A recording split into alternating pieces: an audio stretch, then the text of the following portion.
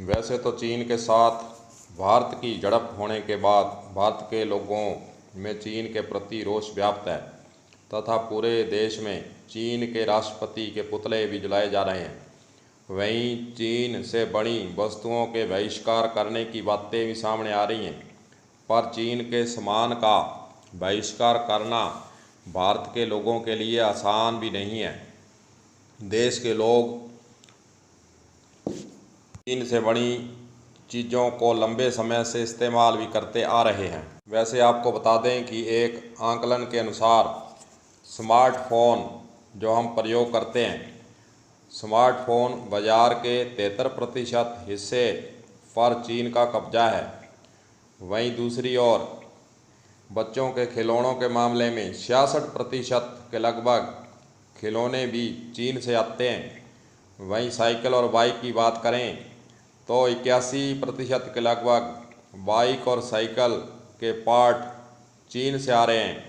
वहीं 50% से ज़्यादा फर्नीचर भी चीन से मंगवाया जाता है। 75% के लगभग एंटीबायोटिक्स भी चीन से ही आ रहे हैं। इसलिए इन सारी परिस्थितियों को देखते हुए भारत के लोगों के अंदर इच्छा शक्ति हमें जगाने की आवश्यकता होगी। चीन से आने वाली वस्तुओं पर पाबंदी लगाने के बाद हमें कुछ समय के लिए थोड़ी परेशानी हो सकती है, पर देश के लिए कुर्बानी देने वाले सैनिकों की ओर हम दृष्टि इंगित करें तो हमें परेशानी झेलने में परहेज भी नहीं करना चाहिए। देश के नागरिकों को कठोर निर्णय लेने में आगे आना भी चाहिए। स्वदेशी चीज़ों को प्रोत्साहन देना ही इस समय उचित लगता है। वहीं दूसरी ओर सूत्र बताते हैं कि सरकार ने BSNL MTNL में किसी भी चीनी उपकरण के प्रयोग पर तत्काल रोक लगाए जाने के समाचार भी प्राप्त हो रहे हैं।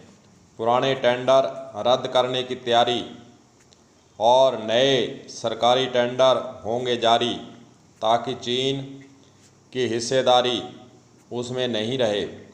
DOT ने सभी प्राइवेट कंपनियों को चीनी उपकरण का उपयोग रोकने के निर्देश भी दिए बताते हैं।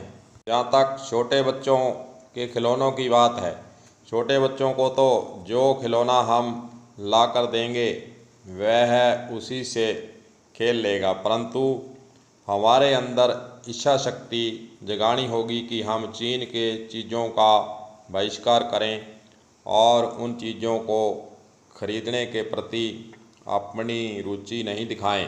भारत के अंदर प्राचीन समय से आयुर्वेद पद्धति जिंदा है, उसको नए सिरे से लोगों को समझाकर लोगों को आयुर्वेद की तरफ अगर हम मोड़ सकने में सहायक हो जाते हैं तो दवाइयों के मामले में भी चीन पर हमें निर्भर नहीं रहना पड़ेगा।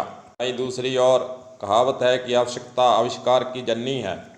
देश के अंदर जब हमारे यहाँ सभी सामान सामग्री को तैयार करने के प्रयास होंगे तो प्रत्येक वस्तु भारत के अंदर बनाने में हम सक्षम भी हो सकते हैं और आर्थिक रूप से चीन को हम टक्कर देकर उसे भारत के आगे घुटने टेकने को मजबूर कर सकते हैं। कलम न्यूज़ के लिए गुरदेव सिंह सैनी, हनुमानगढ़।